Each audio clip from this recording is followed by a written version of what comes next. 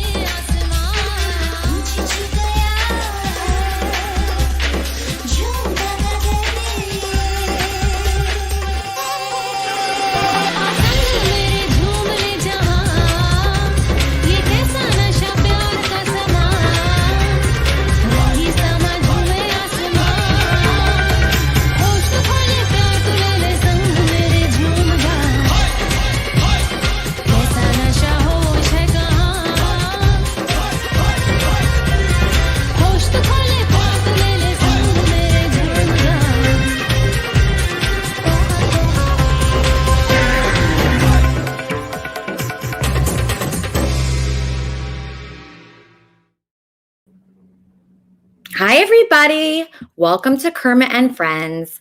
I am Elisa. This here is Fozzie, and Kermit is watching us from heaven.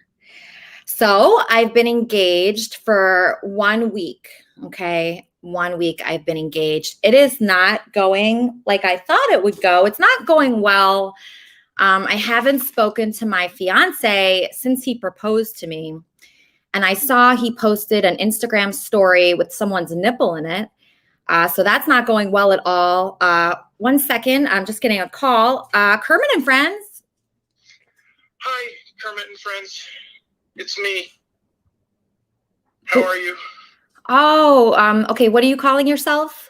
Well, do you want to just call me Jim? That's okay. That's more real, I guess.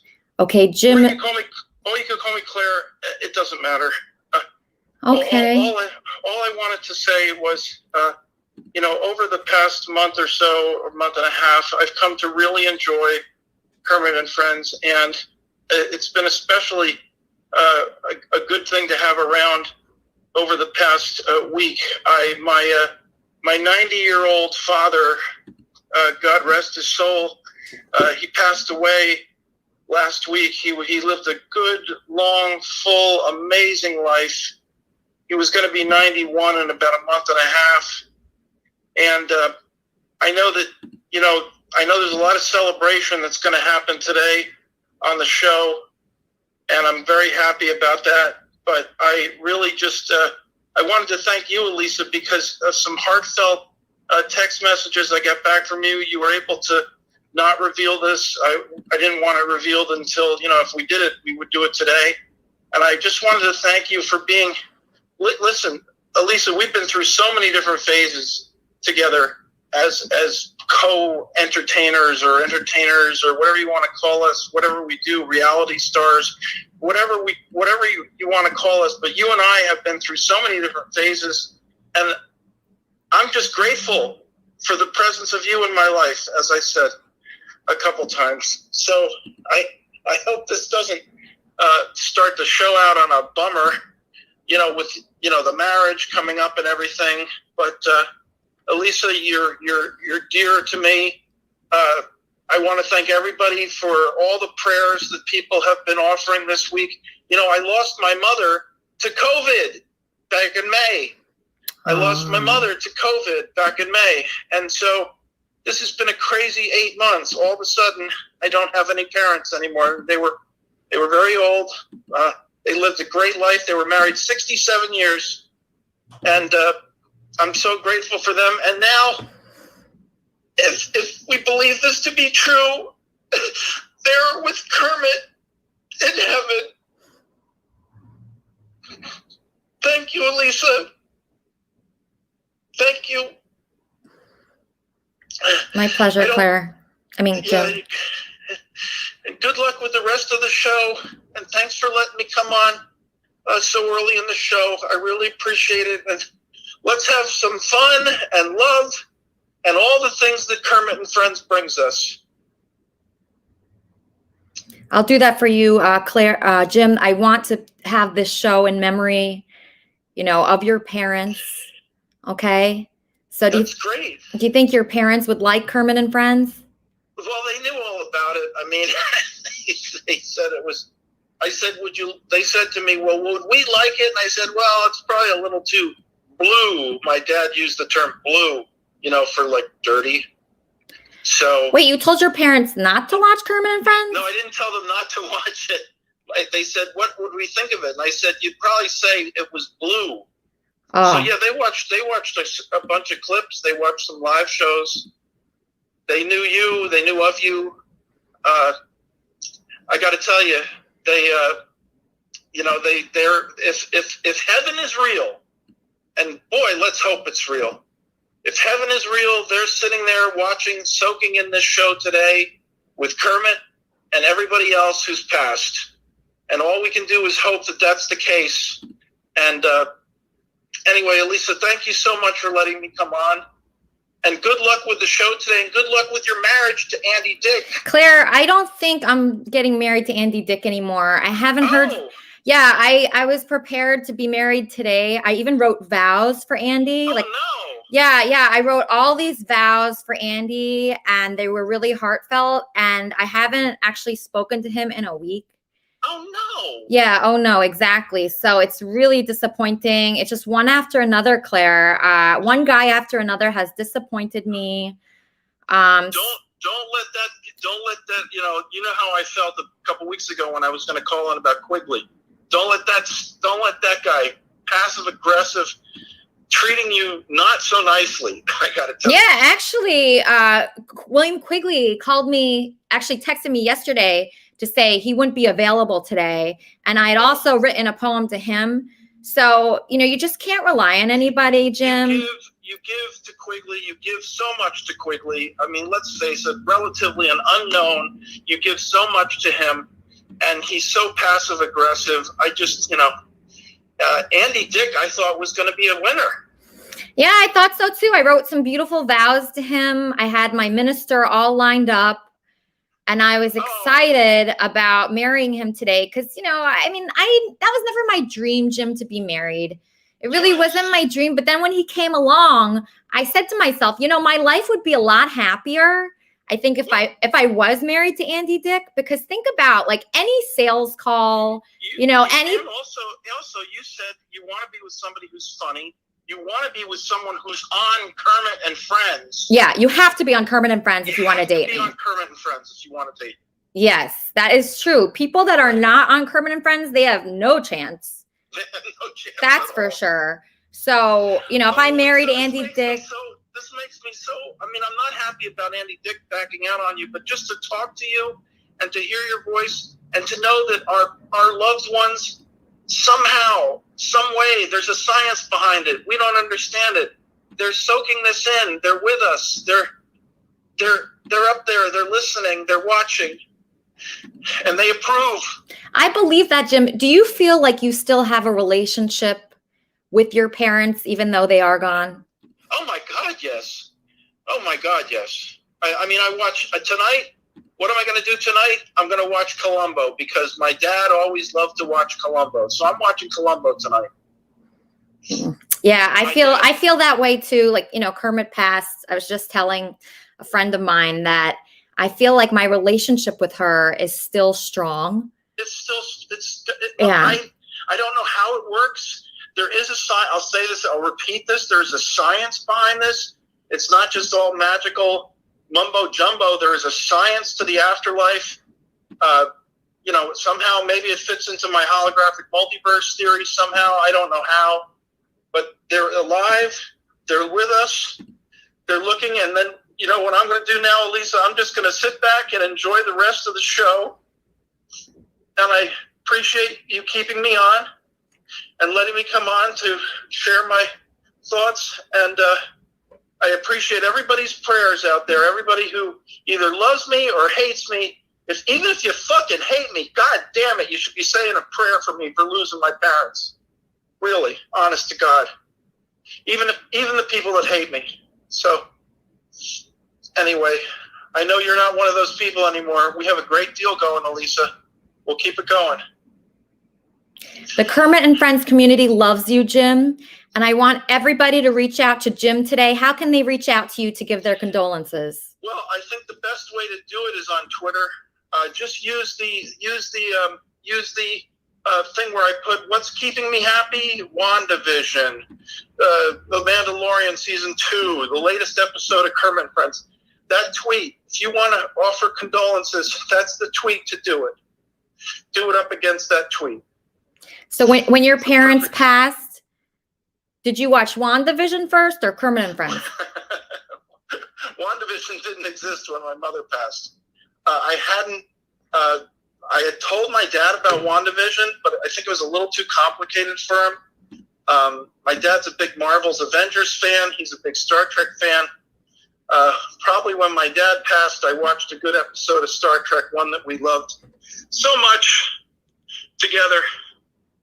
Is the first thing I did. But no offense, Kermit and Friends is right up there. Makes me happy. And I'm a part of this thing with you. Historically, I'm a part of it from the old days, from the classic Kermit and Friends. We're together, a part of this thing, and it's kismet. I keep telling you, I keep saying to everybody, this is fate. We're all joined together because of fate. This is our destiny. This is our destiny, Elisa. I believe that too. I'm getting a little bit worn out here. I gotta probably sign off, but thank you so much, and good luck with figuring things out with Andy Dick. And all I have to say about Quigley is no, hell no, Quigley. No, Quigley. Yeah, no to Quigley. I agree with you. Thank you for calling in, Claire. My love goes out to you. Always feel free to call in to Kermit and Friends. You are loved here, okay? Thank you so much, Elisa. Good luck with the show. Thank you. God bless you. Love you. Bye-bye. All right, Thank you. Bye. Bye. Okay, that was really sad, but happy in a way because, we're giving Jim, our love here. It's tough. These times are tough. It is Valentine's Day. That is never a good day for me. I've been engaged for a week. The guy completely ignores me. And then I see a nipple on his Instagram. I'm thinking, is it normal to play hard to get right after a proposal? Is that normal? I don't think so. I'm old now. I don't want to try anymore. I don't want to put in any effort. I'm putting 0% effort in now in my dating life. So the guy has to put in 100% effort. I'm not coming to you. You're coming to me. Okay. That's the way it goes from now on. If you don't show up at my door and do a lot of stuff for me, there's nothing that's going to happen here. Okay. So I'm waiting to see who wishes me a happy Valentine's Day today. Trumpster Bob will read a poem to me. I'm bringing on a guy that I met at a bar in West Hollywood. We're going to be interviewing him about, how he could be a prospect for me, waiting to see what people do for me on Valentine's Day. Coming on Kermit and Friends is a good idea. Relationships have been very rough for me this year. I had a guy unfollow me on Instagram while he was still laying next to me in my bed. Okay. I asked him why he did that. And he said that I posted too many things about my dogs. So can you please at least wait until I've taken my morning after pill to unfollow me? Come on, you guys. I do not like dating, poor guys, obvious. Oh, hold on one second. Kermit and Friends. Lisa, I think you should date Danny because he's in LA with you. That's his only qualification.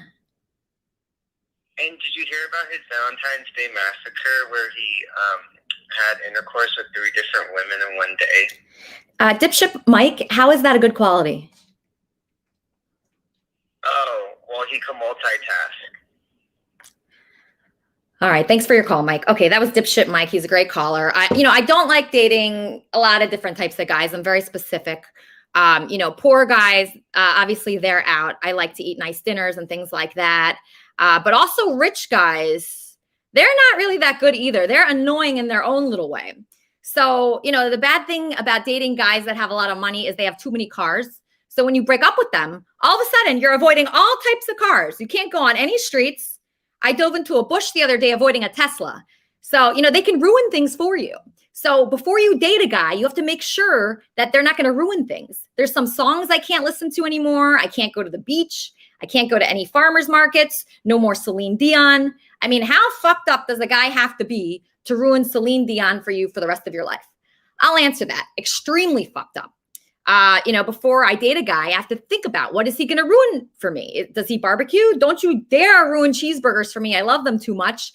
But obviously now I can date Andy Dick if I want. The rest of my life would be better if I dated and married Andy Dick. I go into a car dealership or any sales call. My name's Elisa Dick. I mean, how fun is that? Any telemarketing call would be fun. Any sales call welcomed. I might, change my name to Anita Dick.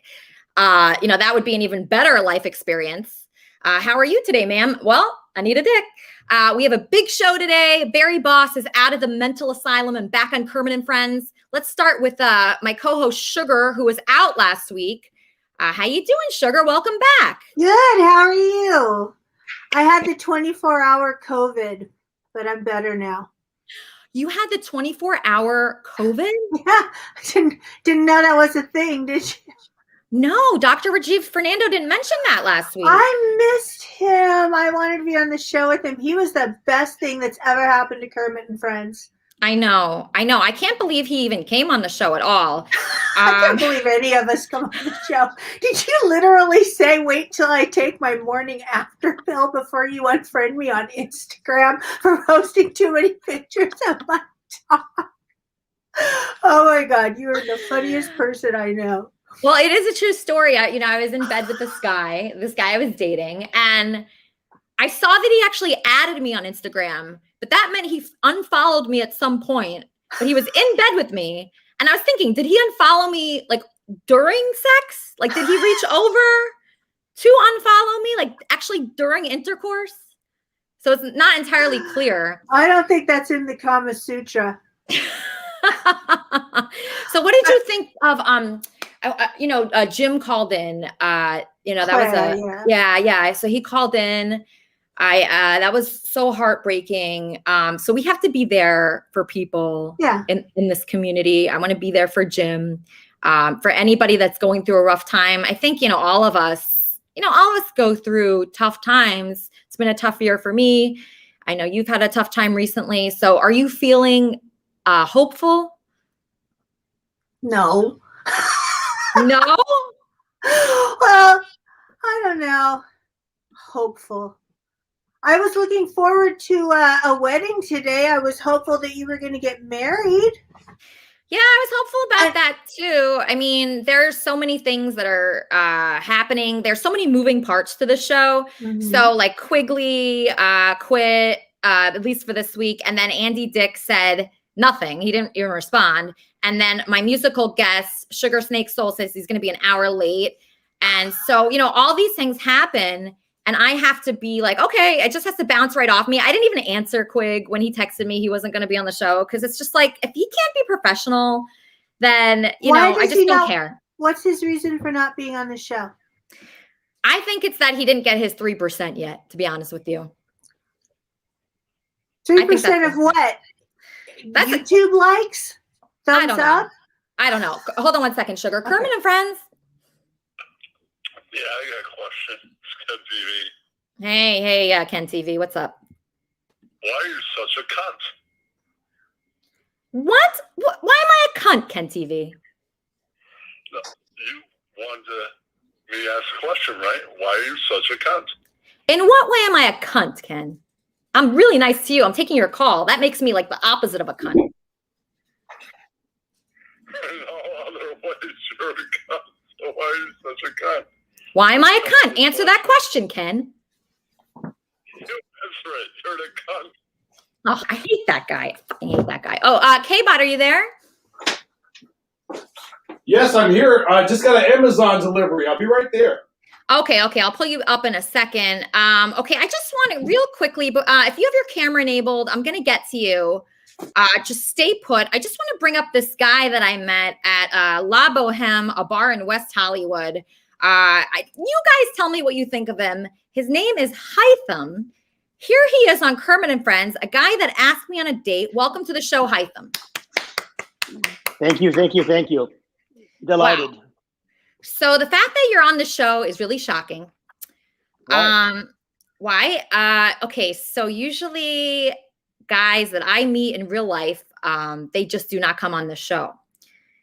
So you were very brave today. I'm impressed. I was impressed with you at La Boheme when I met you. Do you want to give people a little bit of a background on how we met? Yeah, I was with some friends, and my friend had his nice dog with us. Mm-hmm. And we decided to see the cute girl that I saw when I walked in. And I thought I'd walk the dog around to see you. And there you were. And we made small talk. And I believe I challenged you to a game of chess. And that was my opening line. Yes. Yeah, and so that was pretty the good. actual chess set came in. So I did order it right away because I normally play chess on my phone. I'm delighted to see about how this chess match goes. Wow. Okay. So I got to admit, I was impressed because usually when guys approach you, they don't have anything to say. They're not like as outgoing. You were probably the most outgoing person that I've ever met in my life. So I was impressed by that. And wow. It was and that's saying a lot. Incredible. You know Andy Dick. That's pretty amazing that you would say that. Yeah, I do know Andy Dick, kind of. I mean, we are engaged, but it's probably not happening. So yeah, I didn't know you were engaged when I met you. So I feel like I'm kind of blindsided. I'm slightly hurt, but not really, because, you know, I'm hoping that I'm a better match. Okay, so I'm going to find out right now if you're a better match, because so far you are impressing me. It's Valentine's Day. You're on Kermit and Friends, and you're such a good sport about this. Let's get some questions from the fans. Okay, so these fans are going to ask you questions. Let's start with a girl. Let's start with my friend Lori. This is Lori Bolton. This is a great friend of mine that I've known for years. Lori, ask this guy. Do you pronounce your name Hytham? Yeah, Hytham. Hytham. Okay. Everybody calls me H as a friend nickname, so call me whatever you like. I really give zero fucks. Okay, Lori, just ask him a question. I don't know what to ask him. Based on your name, I assume that you're Arab. Are you Arab or like maybe Egyptian descent? I am Arab, yes. Okay. Lori, do you have a follow-up question? No. Arabs. I love Arabs. You do? Why? You do? Wow. I rarely hear this. This is great. They're very sexy and romantic. Oh, wow. That's good, Lori. Yes. Okay, I'm getting a call. Kermit and Friends. Hi, this is Carol Jane, Benji's horny therapist. Oh my gosh, Benji's horny therapist. Okay. Do you have a question for Hytham? Yes, I want to know if he will let me give him a pedicure while he wears a short flowered skirt. Oh my gosh. He said yes. I don't know why he said yes, but he said yes. Okay. See, you have a lot of oh boy. Okay. You have a lot of people like that calling in, Hytham. Okay, let's take a question from one of the stars of Kermit and Friends, Barry Measy. Barry, this is a guy that I'm thinking about dating. He showed up on Kermit and Friends. He challenged me to a chess match. What is your question for Hytham? So, what nationality are you in Arabic, Hytham? I am Palestinian. Okay. Ooh, that could be a bit of a problem. Why is that? Because Elissa's real last name is Schwartz. Oh, I know. And Yeah, and her father's Jewish, like I am. So I'm aware of this as well. yeah, I mean, but Barry, consider this. Consider the possibility of our future engagement and our nuptials as being the start of a budding peace process that would spread throughout the whole world. That's a good point. yeah, but Alyssa's known me since 2015. I was one of the first stars in her original Kermit and Friends show, and she's actually. We've discussed her moving to Miami to actually date me. So I just wanted to let this is more of a competition. I got it. So this is more of a competition. Oh no, and I got you. I got you. No, it's okay. I get it. And the other thing is that as you listen, all the fans know is that I got a really big fucking cock. Okay, Barry. Kermit and Friends. Oh shoot, I hung up. Sorry. All right, so just ignore that. Barry will be on. I'm going to bring you back on in a second. Let's go to Lori's dad, John Bolton. John Bolton, you're my minister. You're going to be ordaining any wedding that I do. So if I marry Hytham or I marry Andy Dick, either one, you're going to be the minister. Well, So you asked. So yeah, he's definitely a good-looking guy. Yeah, he's a good-looking guy, right? Well, you've stolen all our hearts, Alicia. I know, John. So, John, what's your question for Hytham? Ask him more than like the Palestinian thing. I want to go beyond that. Is he going to be able to take care of you financially as well as physically? I mean, you have to think about that too.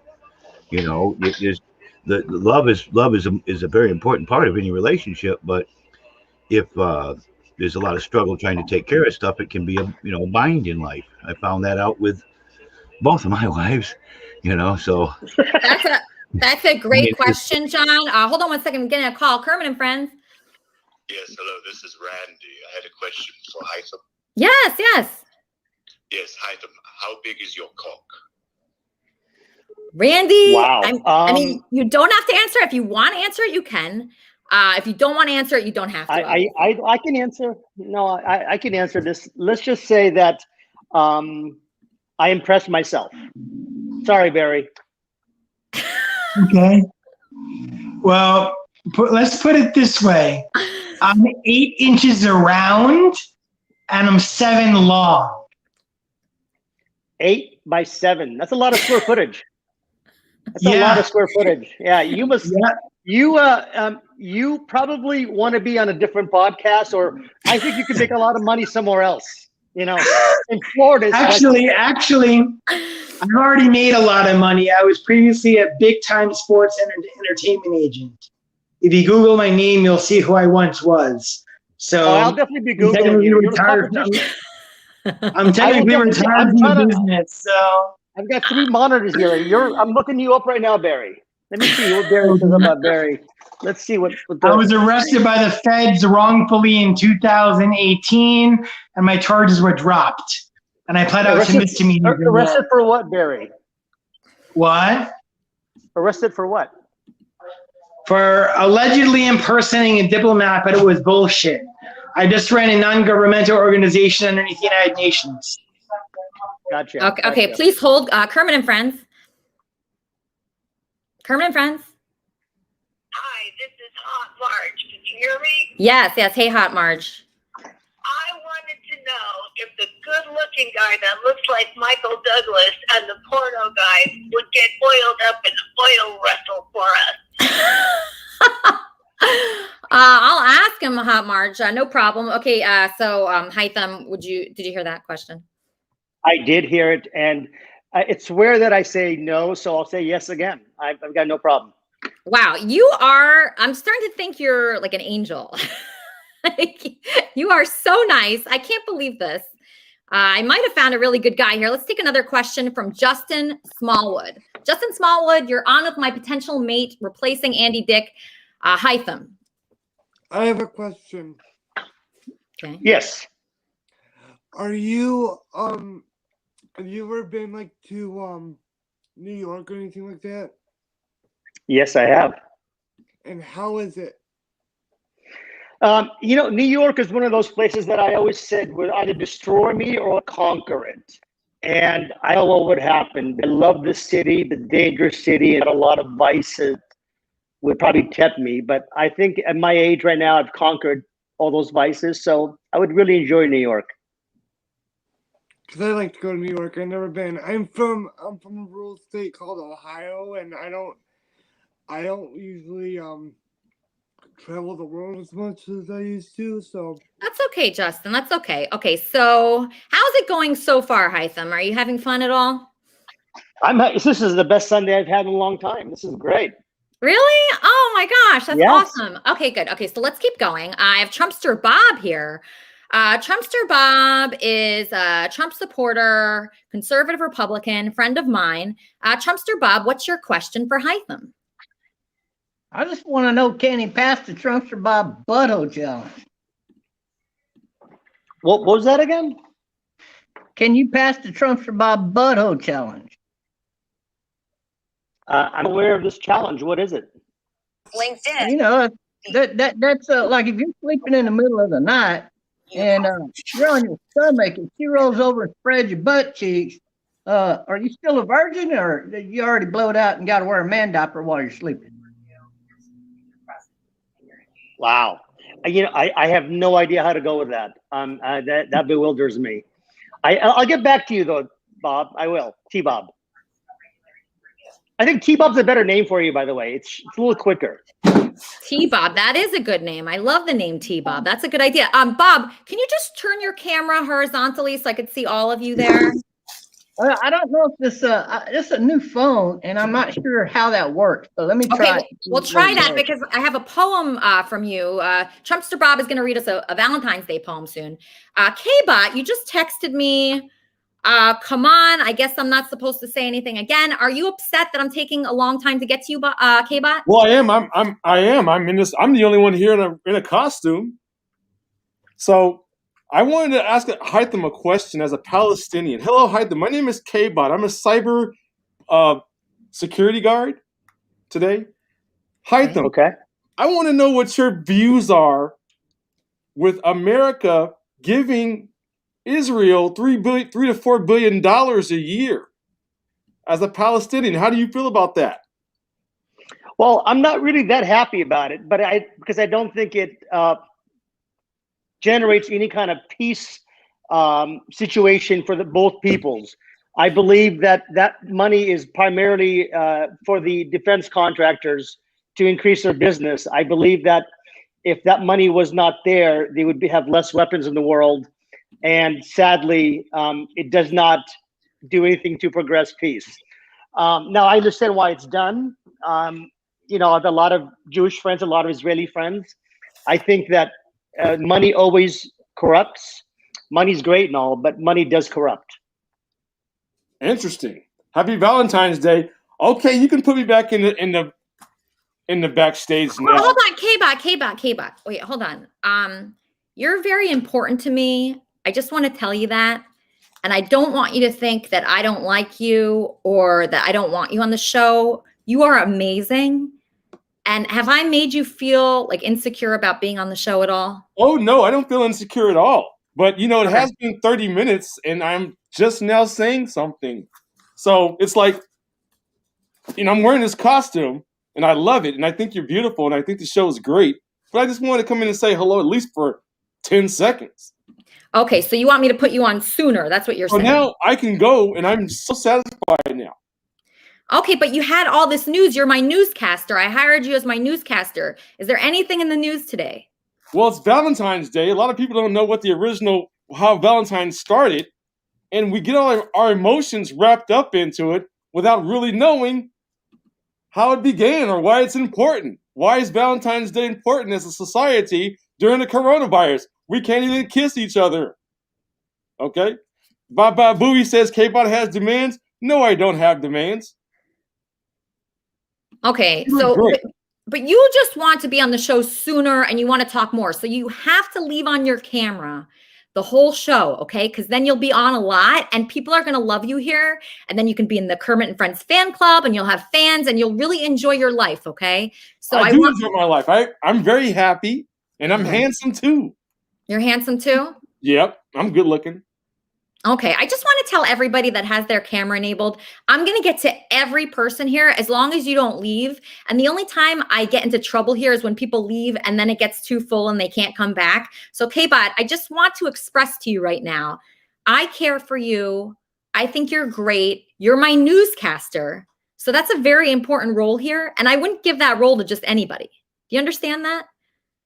Yes, and I appreciate it very much. And happy Valentine's Day to you. And I even made a Valentine's Day balloon like the other guy did, but mine is blue.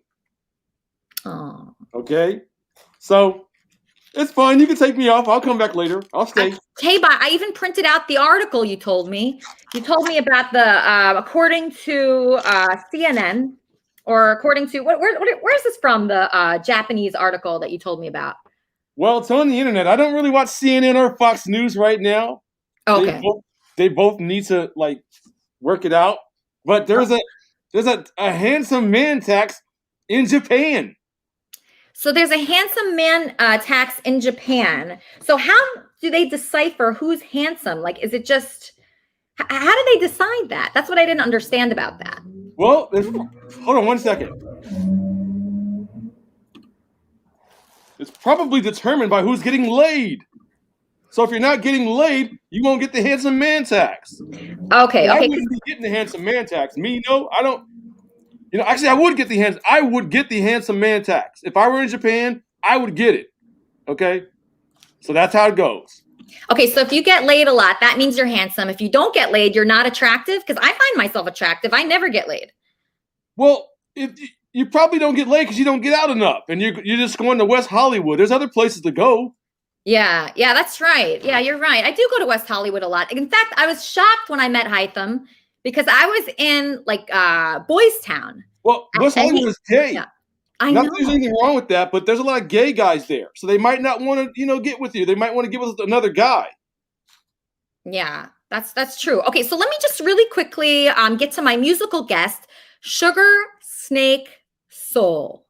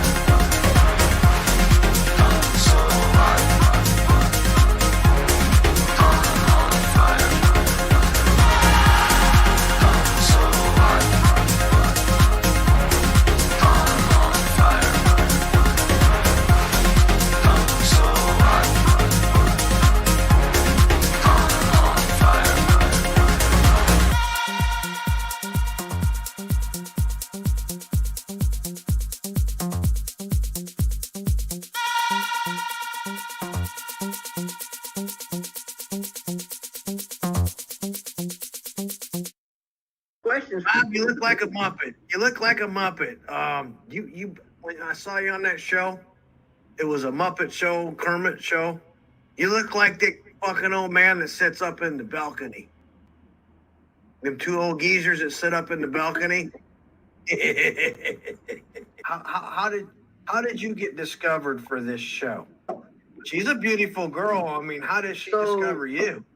When did the realization become apparent to you that you had been discovered to a more popular show like this? And when you realized that you had been discovered, how did that feel at that moment, at that very moment? But some of us out here think that you did not work your way to the top. Did you sleep your way to the top?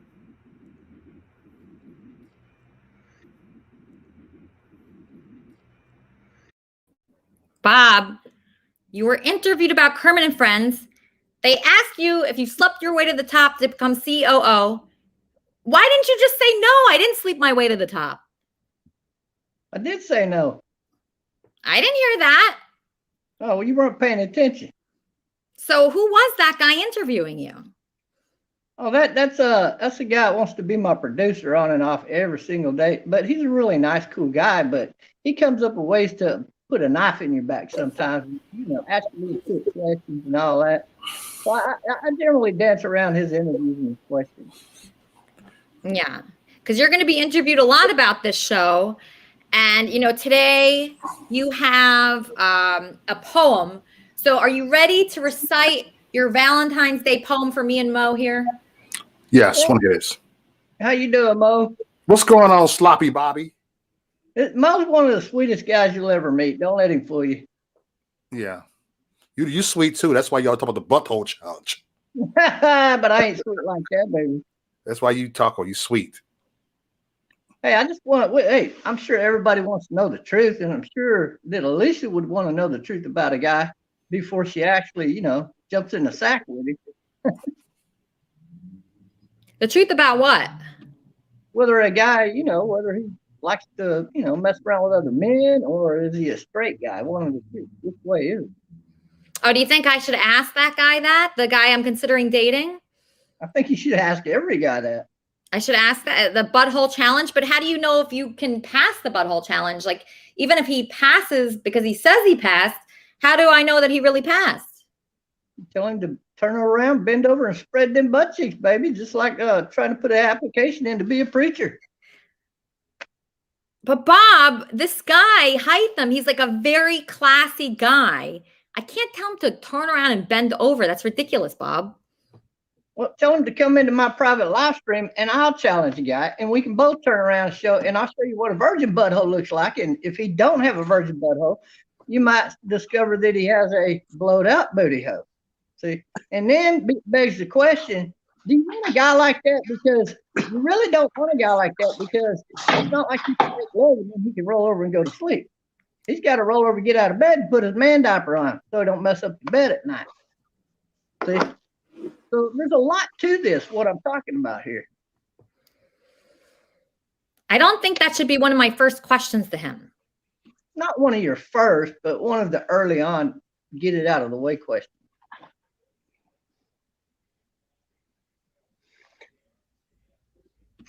Hytham, any thoughts? Yes. Well, T-Bob, I'm pretty comfortable in who I am. I can tell you that living in LA and hanging out in West Hollywood, you meet a lot of people, and there's a lot of good-looking men and good-looking women. And I'm comfortable with both, but I've never had an experience that would let me to believe that I would not pass your challenge. So I'm okay with that. But I won't show you anything in private. I'm sorry, Bob. Oh, I understand. Most men are just scared of it. Oh, it's not scared. I just don't think it's apropos. Okay, I have another question for you. Yeah. Since you're from Pakistan, so you still got people over in Pakistan, your family, right? It's not Pakistan. It's Palestine. But Palestine. That's where you're from. Okay, yeah. My bad. You're Palestinian, so you are Muslim by faith then, and your family, do they still live over there in Palestine? I have family in Ramallah. I have family in Jerusalem. I don't have any family in Gaza. And I am agnostic. I am not religious by any means. You're agnostic, which means you just believe in what you can see, hear, and touch and feel kind of thing. No, I just don't believe in any man-made religion, put it that way. Okay, so do you believe in God? You know God, or is that just something you had a personal experience with? Call it an entity, whatever you want to call it. As long as you live your life in a good way, I'm okay with that. Right. Whatever guides you in a good way.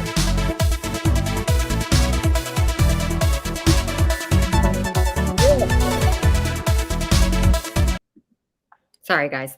By the way, that singer that you just had on, he's really good. Yeah, he's great. That guy, I've known him for about 10 years, I think. Let me ask him, actually. I think he's still here. Wait, is he here? Luke. Oh, here he is. Okay. Wait, Luke, just, I don't know if there's a way for me to talk to you without there being echo. Let me just check on that. Because I actually have a few questions for you because people don't know that much about you here. And I would like for them to know more about you. So let me see. Can you hear me now? Yes, I can. What would you like to know, Lisa? Okay, so what I want to know and what the fans want to know is when did you first start singing and playing music? And just give us a little bit of your background because they love your songs. They've been writing to me asking about you, but they don't know your background. They don't know that you were one of the top MySpace bands. Your band, The Summer Obsession, was one of the top MySpace bands, like on the front page. And then you had a record deal. And then you actually produced like Jeffree Star and a lot of famous people. So just give people the background on that, okay? Yeah, well, I just grew up loving music. I was raised in a musical household. I started playing piano when I was 3. I'm just very musical. I started writing songs when I was 7. And that just led me into a musical career that I'm very thankful for. And that's how I met you, Elisa, was through... Remember Corey? My man.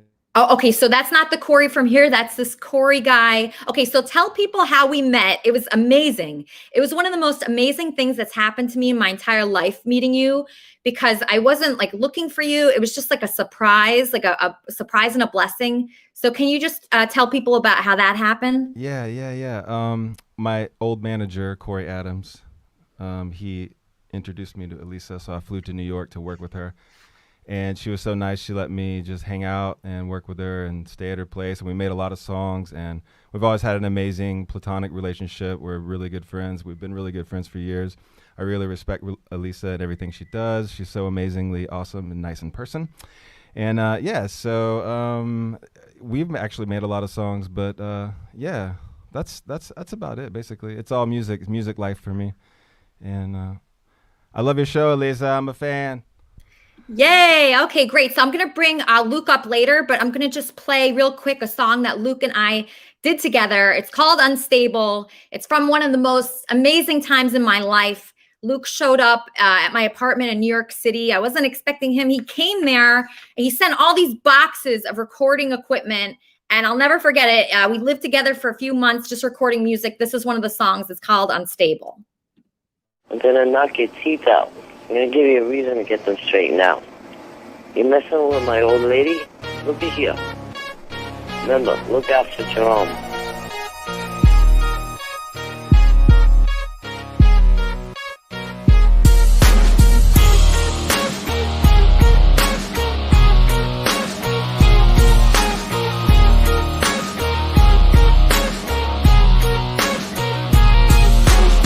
He says he loves me and would love to keep me. I wrote him a letter that's 10 pages long. Girl, I told ya, I'll think about it. You said you'd shape up, but I really doubt it. He said that I don't care or give a shit about him, but he touches me so right there, and you know I love that. I'm unstable. Why you dancing naked on tables? I'm unstable. Why'd you fuck the VP of my label? I'm unstable. You ordered how much porn on cable? I'm unstable. What? I'm unstable. Damn.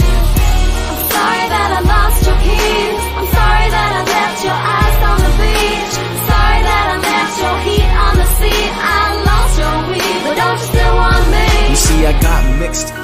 you're unpredictable. I caught you stealing my shrooms, that's despicable. I bought you a poodle, you exchanged it for a pit bull. Where's my head at now? Regretful. I didn't mean to hold you down, babe. I just need all your attention. I just wanna be around.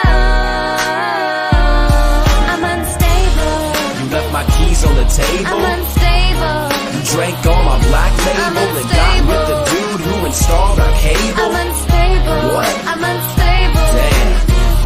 I'm sorry that I lost your keys. I'm sorry that I left your eyes on the beach. Sorry that I left your heat on the seat. I lost your weed, but don't you still want me? You loan my phone to your dealer. Spent 20 G's on a holistic healer. I'm sorry. Another BlackBerry upgrade. Yeah, I'm sorry. Damn. I'm unstable. Why you acting so hateful? I'm unstable. I can't believe how I'm ungrateful. unstable. You drank how many Red I'm Bulls? unstable. What? I'm unstable. Damn. I'm sorry that I lost your keys. I'm sorry that I left your eyes on the beach. Sorry that I left your heat on the seat. I lost your weed, but don't you still want me? You drank my Dom, and I ain't even getting none. You let that bomb into my candy apple 61. You got so drunk that you couldn't even stand up. What? I'm unstable. Damn.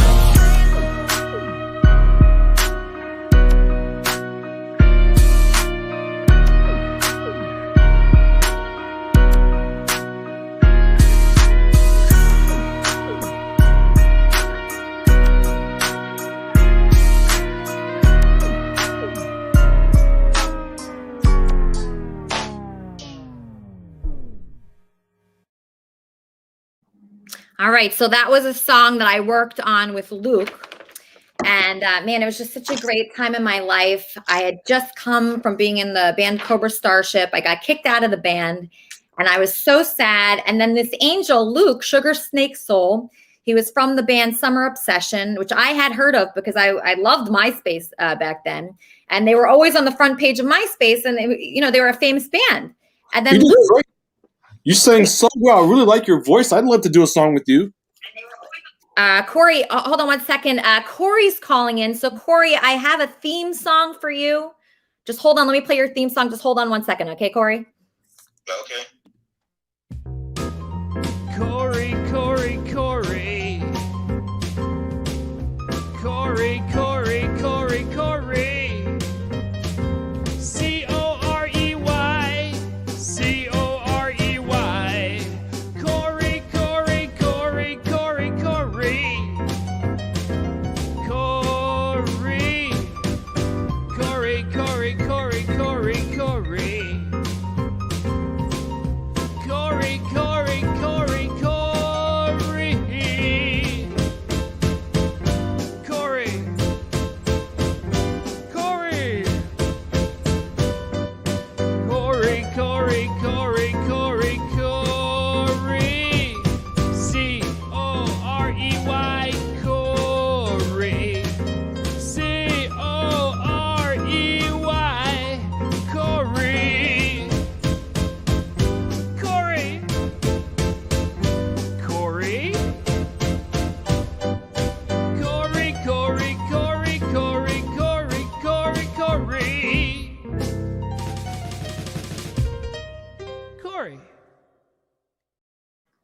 Corey, do you hear your theme song? Yeah, only you though. Only you would do something like that. Well, it's a collaborative effort. All right, Corey. So what's going on? Where are you? I'm waiting to come in. Oh, you're waiting to come in. Oh, okay. All right. Okay. So come in right now. And because you're going to be hosting the after show. Okay. That's very important. I'll explain that when I get in. Okay. Okay. All right. See you soon. Okay. So that was Corey. So the reason why I want to explain this to everyone. Okay. So the reason why Corey gets to host the Kermit and Friends wrap-up show, the reason why Corey gets a theme song is because I can really rely on Corey. You know, he was the only one. I had a lot of people offering to do wrap-up shows and after shows and things like that. Okay, Sorry about that. Go ahead. Oh, that's okay. I had a lot of people offering to do wrap-up shows and after shows and this and that, but Corey is one of the people. Even when he didn't have one person watching his wrap-up show, he still was there and he was consistent. Okay. He was consistent. He kept doing it. He didn't care how many viewers he had. And that's the kind of spirit that I like. That's what I really love. You got to get on something when it's at the beginning and then you grow with it. Like Quigley, something that I don't like about Quigley, William Quigley, is he just decides, oh, I don't feel like coming on today. It's like Valentine's Day. I know he doesn't have a Valentine. And I actually wrote a Valentine's Day poem for Quigley because he did not come on the show. He's asking for 3% of Kermit and Friends. So here's my poem. Love by Lisa Jordana. Love is great. Love makes sense. Love never asks for 3%. When you're not on camera, you do not complain and threaten to not book Andy Dick again. Love doesn't paint a picture and not send it to Lori. Love is nice, like Wendy and Corey. Love doesn't freak out week after week, complaining in texts and calls and tweets. Love is great. Love makes sense. Love doesn't ask for 3%. Right, K-Bot?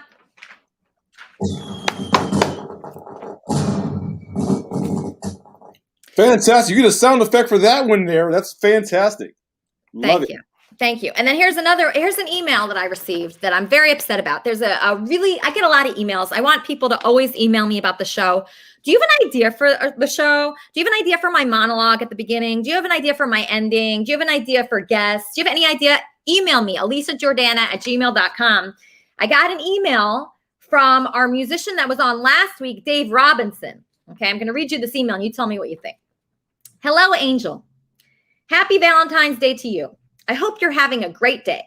I've been filming a bunch of pre-recorded songs and musical bits for you. Mwah, love that. There's been some bad problems with my streaming because the sound and picture breaks up. Okay, but if you don't mind, then I'm going to take a break for a couple of programs just because the bullying can be too much. But I'll be back very soon and provide you with better content. I love you and the idea for your program. I get that you're producing a show and I'd like to be the best guest that I can. So he is not here because of bullying. Do you have any idea, Bob, who the bully was? Oh, yeah. Oh, yeah. But I wasn't directly bullying the guy. I was just trying to point out that he's terrible. And the only reason you should bring him on your show is if he is the comedy show. But Bob, we can't bully people off the show. I'm going to ask your friend Mo. Mo, you're a friend of Bob, aren't you? Yes, I'm a friend of Sloppy Bobby. What's up? Okay, so you're a friend of Sloppy Bobby here, who still isn't horizontal like I want him. Yeah. Okay, so Mo, last week I had a musical guest named Dave Robinson. I saw that. Yeah, you saw that. So can you describe to the audience, in case they missed it, what happened with Dave Robinson and why he's not here this week? Because Bob was hating. Sloppy Bobby was sipping on some haterade. He hating because he wished he can sing. See, that dude can't just sing. He can sing. That's right. He's incredible. Dave Robinson is famous in the UK. Yeah. He graciously decided to come on Kermit and Friends. Who knows why? And then Bob said he sounded like shit. Yeah. And I felt really bad about that because he didn't. And also his heart was in the right place, Bob. Yes. So Bob, you can't treat people like that. Mo, I know you have a YouTube channel and you deal with, Bobbish types. How do you deal with all the different personalities so that way you don't have people quitting your show? What I do, I just troll them back. I'm the master troll. You just got to troll them back for they won't quit your show, man. You got to let people know that he's a joke. He's a joke. He's a hater. He's sipping on haterade. He's sipping on haterade. That's what I should say next time. Yeah, he's sipping on haterade. He's sipping on haterade. Sipping. He got drunk. Matter of fact, Bob don't sip off of haterade. He get drunk off haterade. So why do you think he's such a hater? Because he has a good situation. He lives in a mansion. Yeah. He has that beautiful green wall. How can he be a hater? Too much haterade. Maybe if he kicked the haterade, he can sober up. Bob, can you do that? Yeah. Oh, I don't hate Dave. I think Dave is a really good guy. No, you a hater. He sounds like a couple of cats in heat when he sings. And that people that sing like that just give me a headache. And I know I can't be the only one. Oh, somebody's calling me. Kermit and Friends. Yes, hello, Lisa. This is Randy. Oh, it's Randy. Hey, Randy. I have one theory as to why Bob is bullying. Oh, yeah? What is your theory? Well, it's quite apparent that Bob is a closeted homosexual. And Aw. he's expressing his feelings and he's taking it out on others. He's quite disgraceful. You're quite disgraceful, according to this guy, Randy, Bob. Thanks, Randy. I'm just being honest and telling you how it is. I mean, that's just the way it is. I'll try to be nicer, though. I can just turn the volume down when people like him are on the show and then turn it back up when they're done. It's not a problem. Okay, all right. So, as long as I have you here, Bob, do you want to read your poem, your Valentine's Day poem? Yes, I wrote a poem for you, and I actually wrote this poem, and I never write poems for anybody. Okay, just turn your camera the other way. Just turn it around so it's flat. I can't do that because this phone ain't doing that, and I got to figure out how to get in the phone where I can turn it like that. Okay, okay. Well, we'll talk about it later. Okay, so read your poem. Okay, my dear Elisa, you're so fine. My sweet love. Some people may say that our love was caused by thunder and lightning. Hey, whoever's calling me, please stop calling me. I'm trying to read a poem here. Yeah, just ignore it. Just keep going.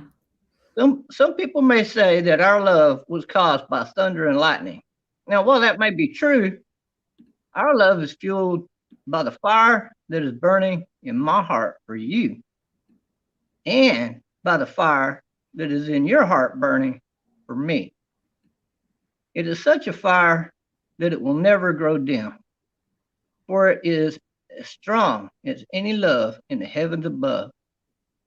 Oh, my sweet Elisa, baby, our heaven is but a kiss away. For from the touch of our lips, a spark is thus born in the heavens above. Our love is so powerful that even the gods in heaven are jealous to this day and forevermore. It is our love that makes every god in heaven lust to be human, so that they may experience our true love in the way that they see our true love. My luckiest day ever was when the gods created the stars above, and you are the brightest of them all. Shining so bright and true, you are without a doubt the loveliest star of them all. Our love is like a river flowing to the end.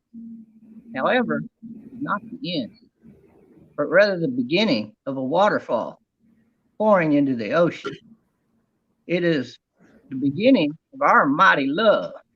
So let the heavenly cats and dogs scream and howl for all to hear.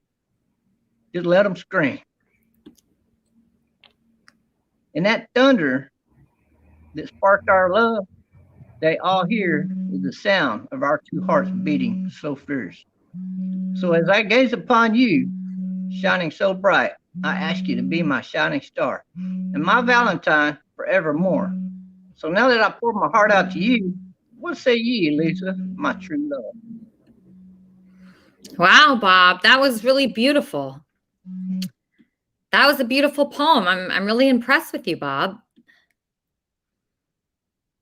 Really? Because I've never written a poem like this before. Well, that was an amazing poem. It almost sounds like you didn't even write that poem. No, I did. That's my original poem writing. You cannot find that poem written anywhere. I wouldn't imagine. All right, let's ask everybody what they thought of your poem. Let's start with Mo. Mo, Bob's poem. Rate Bob's poem from 1 to 10. What do you think? I think it sucks. Aw. I think he did put it hard in it, and he just sound like Sloppy Bobby, the Sloppy Bobby I know, But I give you a Mo's on that hating juice right now. No, he's not a haterade type, I don't think. Sugar made this clip for Kermit and Friends from Barry Boss. So Barry Boss is back from the insane asylum. I want to interview him about his time in the insane asylum. I've never been to an insane asylum exactly before, but I've been to an insane asylum type of places before, and it could be rough. So do you want to just tell us a little bit about this clip that we made for Barry Boss? You've never been 5150'd? I don't think so. Have you? Yeah. You have? Yeah. Yeah. You might be the only person I ever know who never has. Wait, what's 5150? What exactly is that? That is the legal code that means that they can throw you in the funny farm. Why were you thrown in the insane asylum?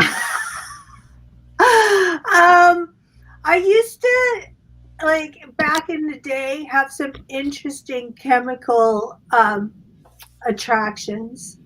Really? Let's just say that. Ladies, break it up. Hi, Eric. You know, there's plenty of time to crash land UFOs, you know, inside and outside of city limits. Eric, have you ever been 5150 before? Like Sugar here?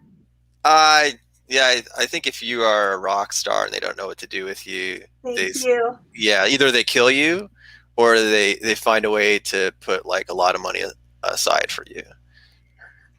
I think you might be right, actually. I was put into a school for crazy people. It was a whole school. And so I don't know. It wasn't like a one-night thing or a two-night thing. It was like a year thing. And they put me into this school. And it was crazy. I couldn't talk to any boys. They were really mean. There was like groups. They put me in a sex and love addiction group where I had to go to group meetings all the time. And it was What bad. grade was this? This was in high school. Yeah. And during my high school years, I went to a school called the Sisto School. And it's since been closed down, but you could look it up. There's a lot of bad articles about it. And it's for like bad kids. So I had a roommate. I had this roommate that, what do you call it when you see things that aren't there? Like you see dead people, like hallucinations. Yeah, like she had hallucinations. So she'd be waking up all night with hallucinations. No. And that was my roommate. And it was frightening. And then another girl was bulimic and they would hold her down and they would like force food into her. It was really, really messed up. And it actually traumatized me. So was your 5150 experience like that? Did it traumatize you? Yes, but mine was only 3 days, and then they had to let me out by law. But yeah, it was the same thing. They stuck me in a room with a crazy lady, and then they wanted us to do like group therapy, and I wasn't going to talk to any of these people. I hate group therapy. I know. Why did they make you go to that school so young? What did you do? You know what? I was just like a bad kid. I wasn't a good kid. I was a bad kid, and they still let me go to. Well, actually, I got out of high school by taking a proficiency test, and then we had a community college that was free. So I just drove up to the community college and went to school. So that probably helped me. So why would they? I was bad. So I would run away. I always wanted to be in New York City. Like we lived in Jersey. Mm-hmm. And I always wanted to be in New York City. I always wanted to like do fun things. Like I was always chasing fun things my whole life. And I didn't want to listen to anybody, any rules. I never liked rules. I was never good with rules. I didn't want to go to class. I didn't enjoy school at all, except for the school play. When I got in the school play, I love that. Like I always loved creative things. And I always hated, other things like, science or math. Like I just had no interest. And so I would run away. I wouldn't go to school and I just loved boys. I was boy crazy. I was so boy crazy. And I think back and I'm like, okay, was I just boy crazy or was I just looking for attention? Like I needed a lot of attention because I was insecure or something. No, we were boy crazy. When I go back and I see pictures of those boys that I thought were God's gift, it's like, yeah. It's just a regular kid. Yeah. Like, oh my God.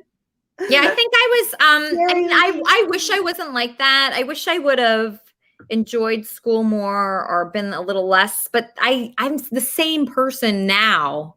I mean, I still don't like rules. I still always push rules. I always push boundaries. I don't like, even my last job, I didn't like when they told me to do things, like not to do things. I hated that. I'm like, just let me be myself.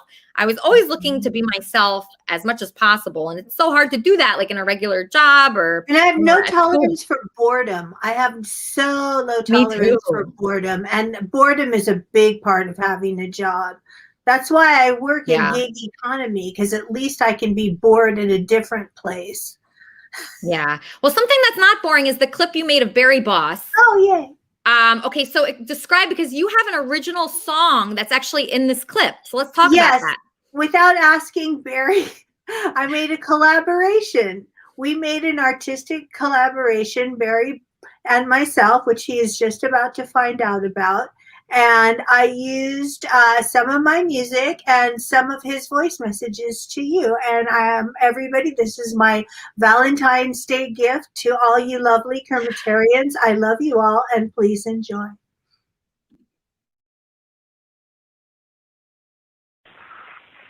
Ulysses, Barry. Listen, I was just curious to know if you ever heard Doc's Mandy Dick. Listen, I'd love to get you in a solo shoot with a dildo and nude pictures. Okay, like you took in the past. You don't have to have sex with me on camera. I just want to take nude pictures of you.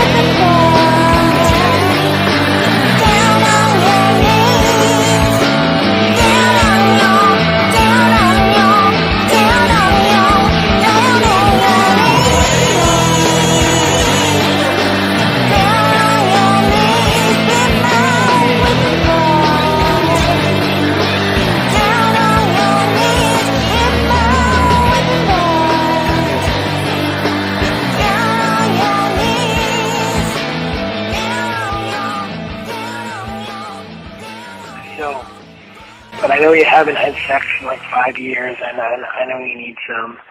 So it's like, so I'd really love to not fuck your brains out, but make passionate love to you, you know? And treat you like a princess, treat you really well, okay?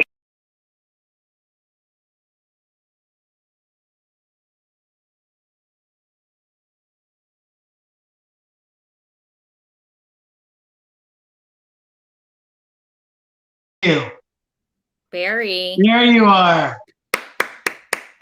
Okay, Barry. So you're back on Kermit and Friends. Tell us a little bit about your life in the past, few years.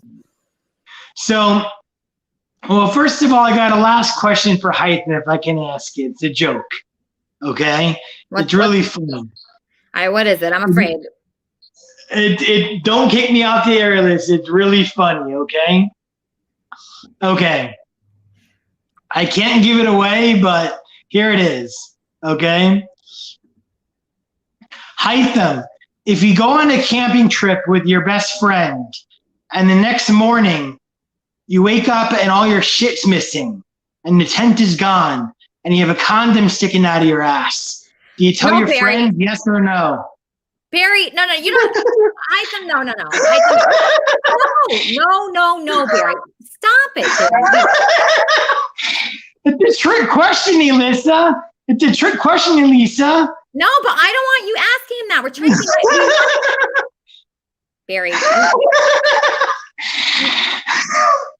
It's really funny though. Get it? Because if you say yes, you're admitting to it, and if you say no, you're still admitting to it. I don't like Get it? trick It's a trick questions, question. Barry. I don't like trick questions. Okay. Well, it was a joke I heard inside the loony bin from this guy who was really chill and cool. He's actually ITP, they called it, incompetent to proceed. And basically it was in the state hospital. Like, I heard his joke like a month ago. It was really funny. Okay, so Barry, This guy- it's Valentine's Day. Yeah. It's Valentine's Day, Barry. Yeah. Will you be my Valentine, Elisa? Well, I guess I am available. Cool. So I do have another Valentine though, as you know, which is Brianna, but I want you to be my Valentine as well. So oh, Elisa, do you mind telling your fans what we've been talking about lately? Just about like how you're thinking of, how you want to move to Miami in like either June or July this year once your show takes off, to be with me because I really treat you well and I'm super sweet and I'm really nice to you. I'm not like I am on the show towards you in real life, as you know, and you can confirm that for people, So what would you be like if I somehow, there's like a huge earthquake here and I had to move and I had to go there? What would my life be like? So basically, your life would be a lot of fun. It would be a lot of fun. So it's like, so we'd go out to fine dining restaurants, like Balance, or, like fine restaurants like Prime Italian, Prime 112, like all this free to fine dining, Joe's Stone Crab, like all this kind of stuff, Billy's Stone Crab, like, really nice places in like South Beach, like really nice places. There's this Italian restaurant in Espanola Way. I don't know if it's still there or not, because it's been 3 years since I lived on South Beach, as you know, I lived on Lincoln and Lenox in 2018 before I was arrested. I was arrested at my apartment, actually. And you saw my pad, Elissa, that I had, and I'm getting a new pad this time in North Beach, and I'm moving back to South Beach soon. So, yeah. But remember, I told you that, like, you should look at Brickell, because Brickell is like the Wall Street of the South. It's somewhat of a party scene there, but not like South Beach, South Beach is very touristy and is like party central with all the nightclubs. Brickell, there's only like one club there. It's called Blue Martini, and it's like and it's a chill place, but there's like a lot of high class hookers there and stuff. So you got to be wary. But Okay, so Barry, I have this other prospect. His name's Eric. He wrote me a poem for Valentine's Day. Let's just listen to his poem. And then I'd like to get to my second musical guest, John Bolton. Well, you wanted to ask me about my time in the loony bin, so I'll discuss it. Oh, okay. Yeah, tell us about your time in the loony bin, Barry, and then we're going to get to the poem. So I went to prison first wrongfully for 18 months. I was coerced into pleading guilty to misdemeanors at the end just to get the hell out. Because once the feds got you, they can keep superseding you and superseding you and superseding you and superseding you with charges if they really don't like you. And the bottom line is that I ran a federal entity that was an organization. You can actually go on sam.gov and type in my cage code, which is 7Z1M1, so 7 Zulu 1 Michael 1. And you'll come up, and under expired entities, you'll see it, Florida Special Police Department Incorporated. And then if you go on like my my old Instagram, the one at Barry Mezzi, you'll see like screenshots and I'll Barry, send you. Barry, why don't you tell people the good things about you? Like you're worth. Tell them about your baseball cards. That you're. Oh yeah. So I parked all my high-end money, into high-end sports memorabilia over the last 15 years. Last 15 years since I've been working as an agent, right? I spent a lot of money, made a lot of money, spent a lot of money, parked a lot of money in high-end sports memorabilia. My investments have gone up. Put it this way, I paid $499 for a 1985 Nike promo Michael Jordan rookie card in VGS 9.5 gem mint condition in 2017. Now that card is worth $500,000. But you told me on the phone that you're worth $50 million. So how does that? Yeah, but that's just one of my cards. That's one of my cards. That's just one. I have a Honus Wagner. I have a Babe Ruth rookie. I have a ton of shit. I have the only only jersey to ever be worn by the entire Chicago White Sox team from 1916 and 1919. It's a scrimmage and exhibition jersey worn in spring training in Mineral Wells, Texas. It's authenticated by Jeff Chanel, the curator for the White Sox Museum, as well as David Dyma, a reputable third-party authenticator. Ken Golden of Golden Auctions had it authenticated for me. And that jersey alone right now is worth probably about $50 million alone. So because a Mickey Mantle rookie card just sold for $5 million recently. Yeah. Wow, so impressive. Okay, so John, I'm really sad right now. You were supposed to be my minister today for my wedding. I'm really sad about that, John. I don't know what to say. I'm doing some meme shout outs while I'm here too. You okay. Know who that is? You know who I'm that just is? Super Tramp. Yeah. Hi, Austin. So this is not a happy moment for me. I'm really embarrassed. My fiance who proposed to me last week, this is in case you missed it. Andy Dick here. He came into my life at a time when I really needed him. And he actually proposed to me this morning. And that sounds like a good option for me, right, Andy? Yes, you're my girl. No, Yeah. I'm gonna give you the fattest fucking ring, bitch. Really? Yep. Wow. Okay, so that sounds great. I actually had this other guy propose to me named Eric. This is Eric. I'm gonna beat the fucking shit out of that bitch. No.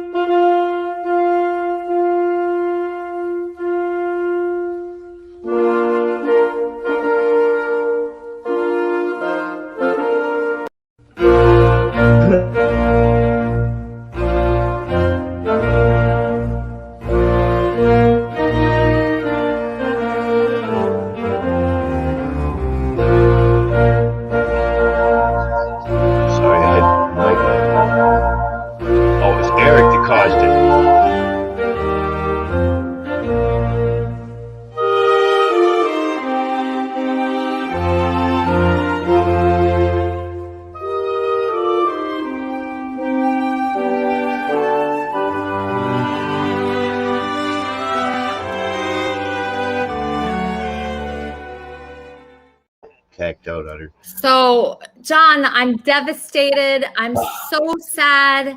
You're supposed to be my minister, and I wrote these vows, John. So I'm going to read you my vows as if Andy were here. Okay? Okay. Andy, thank you so much for believing in me and being so nice. You make me laugh. You entertain me. I know I'll never be bored with you. You lighten up the world when the world needs it most. Even through all your struggles, the things I really like best about you is you always try to have a fun, good time, no matter what is going on. So I remember the one time we went to Target and everyone was saying hi to you. And you told them all about Kermit and Friends and how great the show was. He said that even though he didn't have to, you know. You didn't have to do it, but it was really super nice and I appreciated it. So, sometimes you'll call me on a Sunday morning and you'll surprise me to tell me that you'll be on Kermit and Friends and to send you the link. I love when you bought those birds and chickens and got so much excitement from that. There's a million things that I love about you, Andy. And now John will perform our love song for us.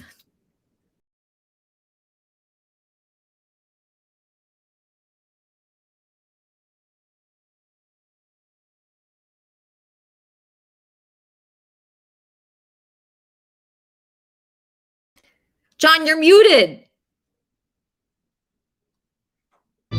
Little Frank Sinatra, sorry.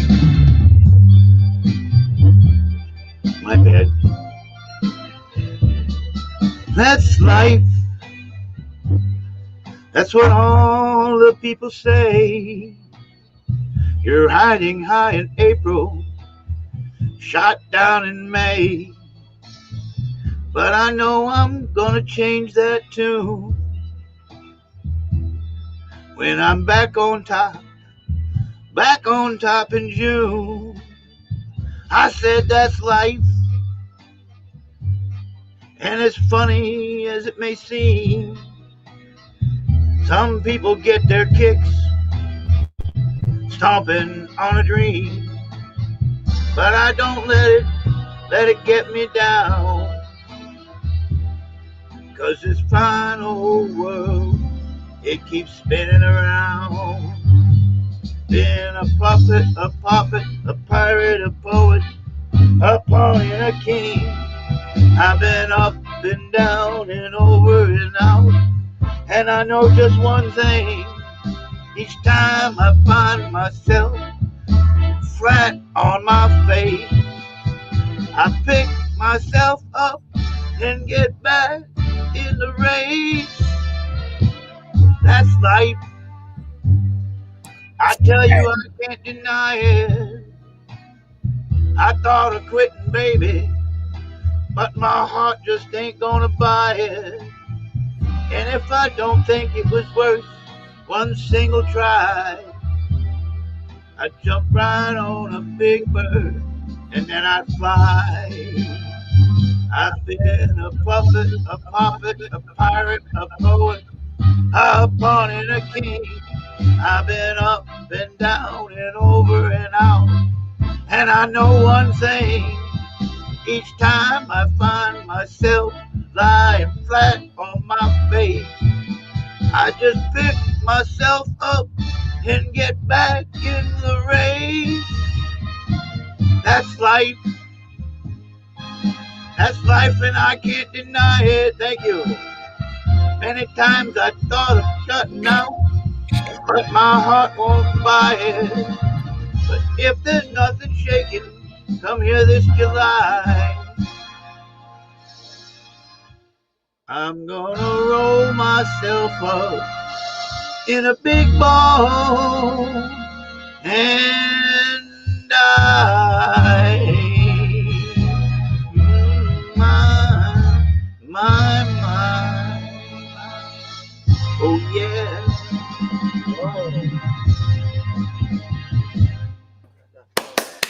Beautiful, John. Absolutely beautiful. You were supposed to be my minister today, Here's but a card for you. you are the best. I do want to give a shout out if I can. Sure. Miss Wendy, the special adult. Mhm. Because of some differences that went on this weekend, I asked her to be my Valentine, and I want to say Happy Valentine's Day to Miss Wendy out there. Yes. Happy Valentine's Day She's a to special Wendy. lady. She is. Everybody here is very special. Wendy is special. We appreciate her so much. And now a poem from Eric Riggs. Eric Riggs. Wow. Let me start by letting you know that I got you some ice cream for Valentine's Day. As you can see, this is the Tonight dough for some inspiration for you, Elisa. Mhm. So I wrote you this here poem, but before I read you this poem, I've been meaning to read you this from King Solomon. Can I read you something that King Solomon once said? Yeah. Yeah, since it's a Sunday service, it says, Solomon said 7 things about an indolent person. He said, people would say to the indolent person, your teacher is in town.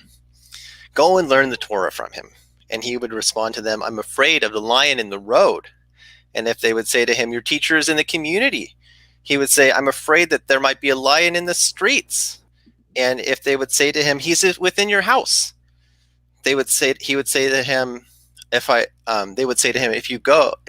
go to him, I will find the door locked.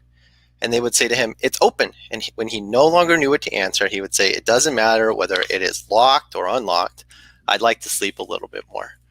So while everyone else was sleeping, I was writing you this poem and getting you this amazing ice cream for Valentine's Day, Lisa, because you know how much I love you. Here we go. All right, here's what we got here. A poem for Elisa. This is called My Funny Valentine. My funny Valentine, she makes me laugh. 100%. She's the best. When the lion lays down with the lioness. The Lamb of God says she's the opposite sex. My funny Valentine enjoys the hunt.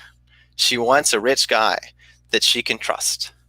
Her skin looks pillowy soft, like halos on angels. Even the storehouse of God cannot compare to your beauty, honey. If only you could be loyal, then that would be a miracle. Please, God, grant me the serenity to have sex with Elisa in my lifetime. Amen.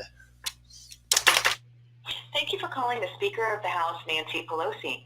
If you've reached this message during regular business hours, we are experiencing a high volume of calls. Please visit us on our website, www.speaker.gov. If you've reached us after regular business hours, please leave a message or comment. Thank you for calling. Record your message after the tone. When you've finished, you can hang up or press 1 for more options. Yeah, this is Trumpster Bob. Hey, I got some fans watching my live stream that wanted me to call you Nancy Pelosi and ask you a very personal question here. Okay, we got a little running bet going. How do you feel about boob jobs? And have you ever had a boob job, or do your tits sag down past your fucking waist or what? I'm serious. I would love for one of your representatives to call me back and so my fans can listen to the answer. We're just curious. Do you think women should be allowed or not be having, do you think they're bad for women? They're bad for the health, or do you think they're okay? Like most people say, that's your business. Do what the hell you want, right? And have you ever had one? That's the question of the day. My bet is that they sag down past your waist at this point in time, right? But I could be wrong and lose the bet. Who knows? If you'd have somebody call me, my number is 972-748-9989. I would really love an answer to this question, and so would the fans watching my live stream, Miss Nancy Pelosi. And I hope you just stick in there and do a good job for the people, all right? God bless and have a good day.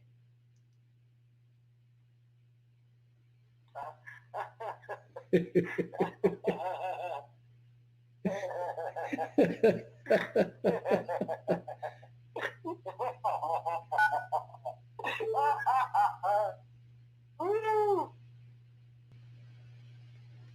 tell you who else I want to call and ask.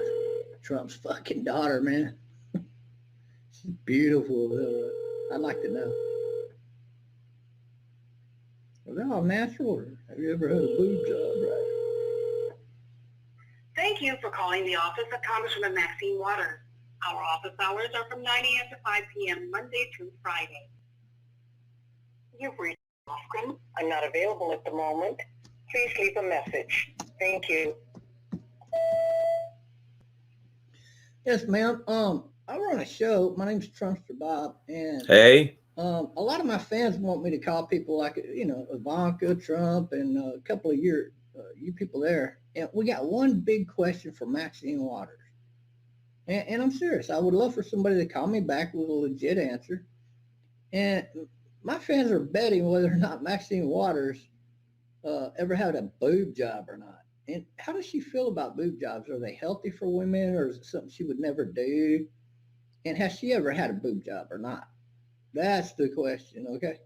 And so my number is 972-748-9989. Could you please have somebody call me back with an answer to that question? That's like a good question, right? A good question to have answered, I would think. Okay. Thank you. Y'all have a good day. And, keep on in there trying to do the best jobs that y'all can do. How about that?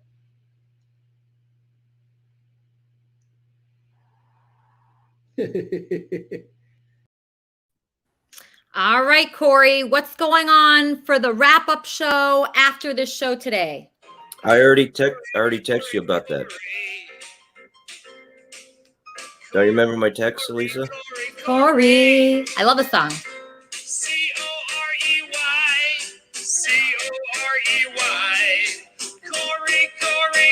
Corey. So what's going on? What's going on with the wrap-up show today, Corey? Well, I already texted you. I got called in for work, so today's there's not going to be no wrap-up show. I'll pick it up next week, but I got called in to go into work this afternoon. Okay, maybe somebody else can do the wrap-up show just for today, because I think we do have a lot to talk about. You're actually supposed to be Wendy's Valentine today. What happened with that? Yeah, we're still friends. Oh, okay. I was looking forward to you guys like wearing red and celebrating. I guess a lot of disappointments happen on Valentine's Day. I'm disappointed too. Hey, it's Single Awareness Day, so. Yeah, I guess it is kind of like a sad day for people, but this is in happier times. Now what you want to say? No, in a serious, what do you actually, without their influence on your own accord, what do you actually think of me? I think you're a good guy. I think you're nice, but I don't know what to tell you because they tell me this and that, and people don't like you, so what am I supposed to do? You got the haters that don't like me, but the people that do like me, you got to listen to. But what you know of me, what do you think of me? I think you're an okay guy, but Granny came in here and told us all about the truth about you and your parents. Okay. Wendy, you notice how we had a good thing on Lisa Jordana and all this. You can talk to Lisa Jordana and she'll tell you the same thing. Don't let these bullies get to you because you got a good thing going. And Elisa Jordana mentions every Sunday how these bullies are ganging up and bullying on Wendy and Corey. Okay. Well, you have a nice night. You too. Love you. I love you too. Bye. Bye.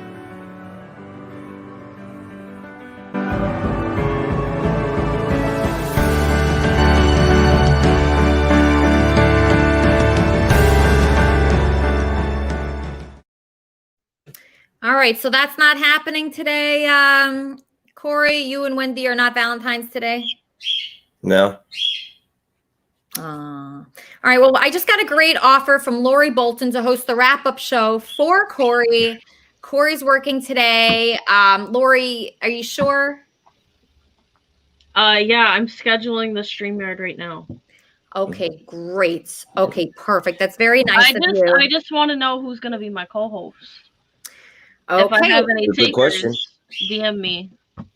All right, so if you're interested in being Lori Bolton's co-host of her wrap-up show for Kermit and Friends, we have a lot of options here. It's been a good show today. There's heartbreak involved in Valentine's Day, I think. It's not just happy times. Is that your dad I hear in the background? What's going on? Yeah, he just opened up the door and he's talking to me. I didn't hear anything that he said. Son, what the heck is going on? It's Lori's hosting the wrap-up show. Well, I said she got a built-in one. I'm still down here. Oh, okay. So it's going to be the Bolton's wrap-up show. There you go. Perfect. I want to know what Corey thought of my song, of my That's Life. I got a lot of mixed people through the crowd. Oh, let's ask him. Let's ask Corey. Corey, did you enjoy John Bolton's rendition of that song? It's typical Bolton. Okay, so you loved it. I didn't sound better. Really. I even put my heart into that, Corey. Really put it in. I love how Bolton has no pitch or tone or nothing. He just raises his voice up and down with the flat notes. See, he doesn't like my singing at all. That's okay. That's okay. You're going to get a lot of haters. D-Man is familiar with this. I may make a correction, though. That guy that was talking about the money is root of all evil. That's not correct. The love of money is the root of all evil. I don't remember anybody saying who said that. Oh, Eric said that? But that's a misconception. Everyone says the money is the root of all evil. No, it's not. It's the lust, the love of money. Oh, okay. All right. Well, listen, we're going through a lot now. I'm going through a lot. It's an emotional day. John, I'm going to pull you up for a song in a second. It's an emotional day for people, I think, Valentine's Day. We have like these things that we want to happen. D-Man, can you relate to that at all? How do you feel about it being Valentine's Day? Well, I would say last few years, it's just not a very good holiday for me, if you call it a holiday. I want a real relationship with somebody, but it seems like it's very difficult to find a loyal person that's going to stick with you.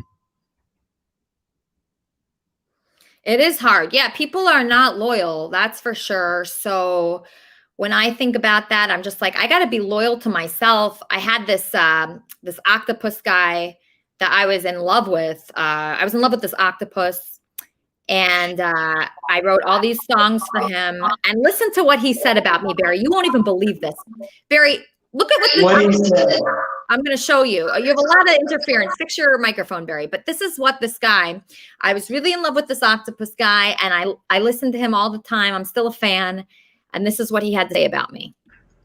Do you still talk to Elsa? Do you love Elsa? Elisa? Elsa the cat. Elisa. No. I'll never talk to Elisa Jordana ever again because I'm forbade. I'm only doing this as a special appearance for you. Elisa Jordana is dead to me.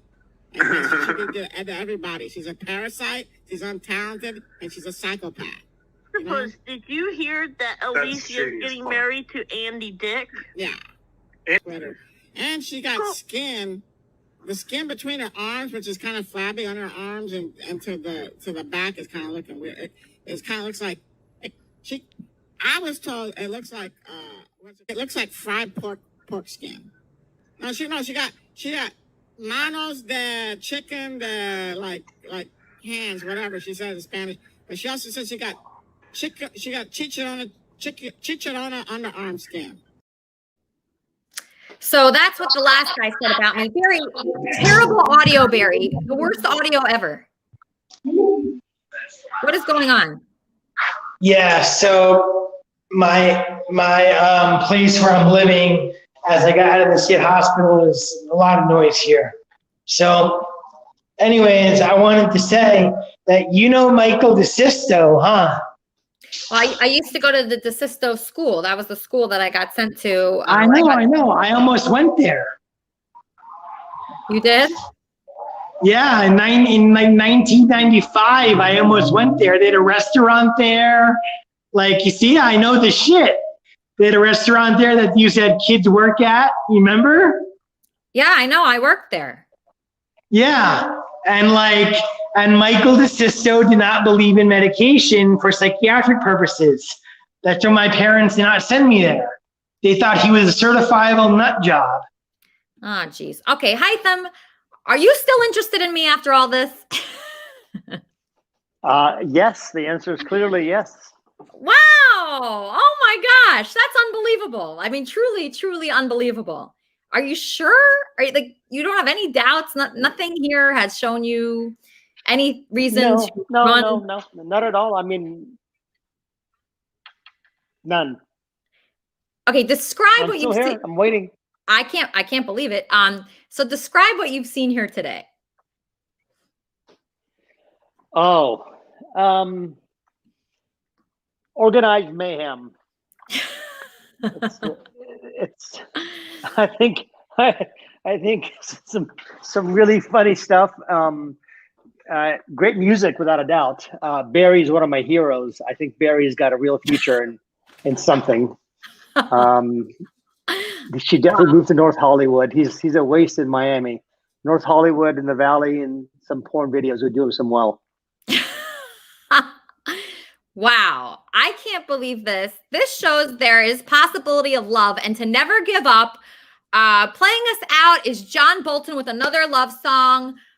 Please welcome back to the show, John Bolton. Well, I hadn't. I'm going to do another Frank Sinatra, though, I guess.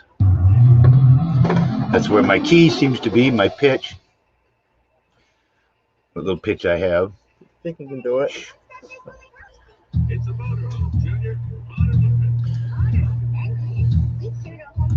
Sugar said, stand up. Fly me to the moon. Let me play among the stars. Let me see what spring is like on a Jupiter and Mars. In other words, hold my hand. In other words,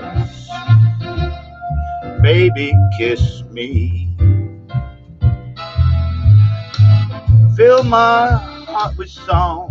Let me sing forevermore. You are all I long for, all I worship and adore. In other words, please be true. In other words, I love you.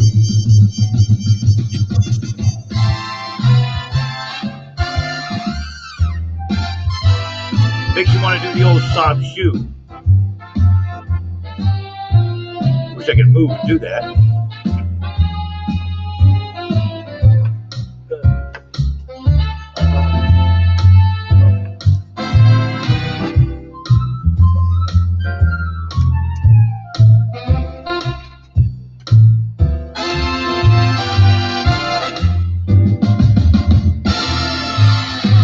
Fill my heart with song. Let me sing forevermore. You are all I long for, all I worship and adore. In other words, please be true. In other words,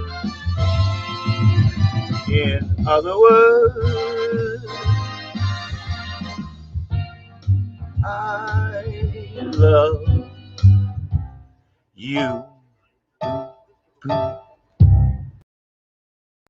Wow, that was absolutely wonderful, John. Thank you so much to everyone that has been involved here.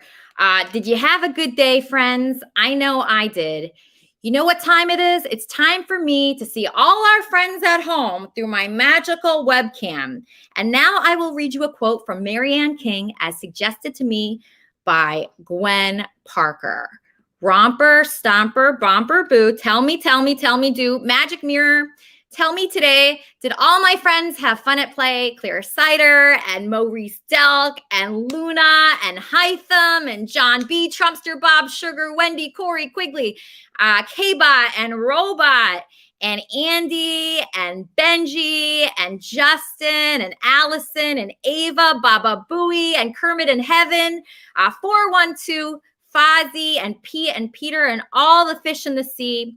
I want to thank everybody for watching the show today. In the spirit of Kermit, I love you, and I'll see you next Sunday, same time, same magical place.